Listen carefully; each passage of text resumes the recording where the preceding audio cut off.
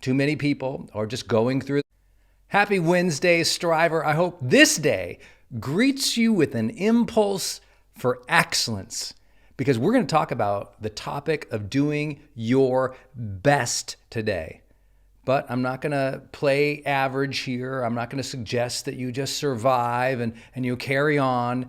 No, we're going to talk about a higher level of performance and excellence that you, your family, your team, your legacy and destiny desire and deserve. Too many people right now are playing small. Too many people are just going through the motions, hoping to survive the day, hoping to get the paycheck, hoping to, be able to have time at night to watch some Netflix and, maybe hang around on the weekend. Those things, there's nothing wrong with those. But if those things come at the cost or in the place of our desire that we all feel in our life, that pull, that impulse to stretch ourselves and demonstrate the best of ourselves, then we got to have a talk. And I think we need a societal talk right now. We often forget that the human condition is built to evolve, that we evolve in our talent, our capabilities, our maturity, our wisdom as we age, as we have more experience. And some of us have learned to dampen down that or turn away from that strength or that spirit to grow. And I tell people all the time, it's like there is something inside of you that desires true excellence. Where that means for you a certain level of craftsmanship, or that means for you a certain level of leadership, or a certain level of earning, or a certain level of mastery at your craft, your industry, what you do for a mission or career. I'm here to tell you that turning away from that or turning that down, beware. It comes at your own peril.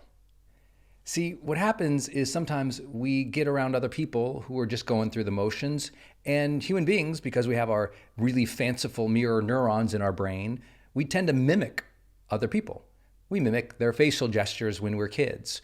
We mimic how hard they study when we're in a peer group in school. We mimic what the people at work are doing.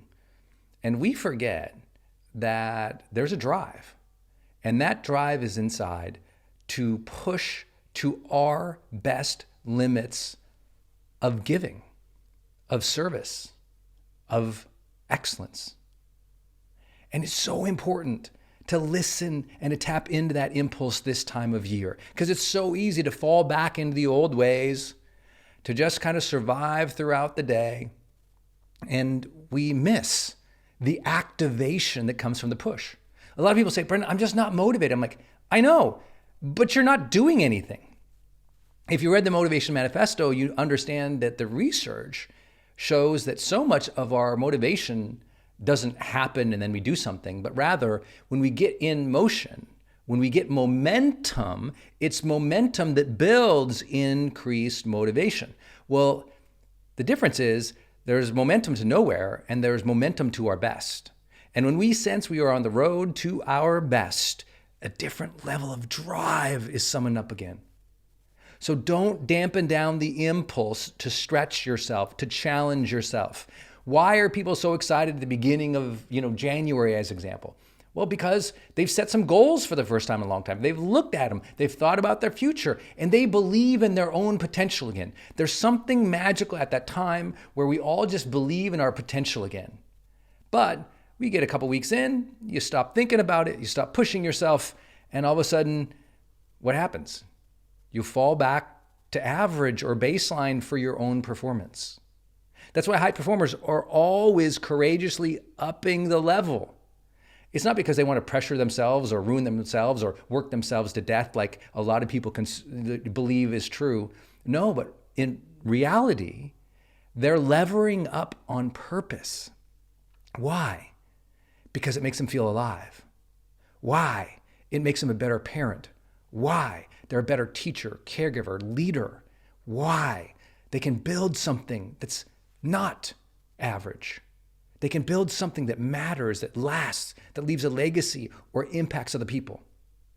Now, I know it's very easy to say, well, Brandon, you don't know me. I'm just trying to survive. Or you don't know my husband. He's got none of that drive you're talking about. Oh, no, everybody has it.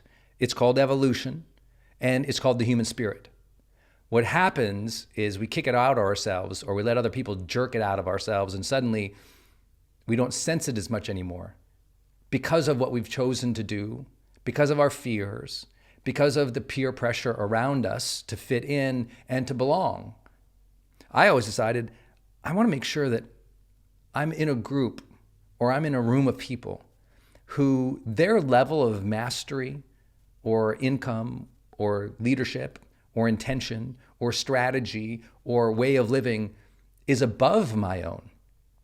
You've heard that phrase, don't ever be the smartest person in the room. The intention there is get around people who are another level above you, not because they're special or superior, but because maybe they know something you don't, or maybe they've been around a little longer, or maybe they have more experience in that one way, or maybe they're mentors, coaches, people who can support your own growth and elevation. That's so important. Many of you know I run a mastermind for people in my industry, for people trying to build their personal brand or build an online brand or trying to build their online sales or build software, startup folks, entrepreneurs.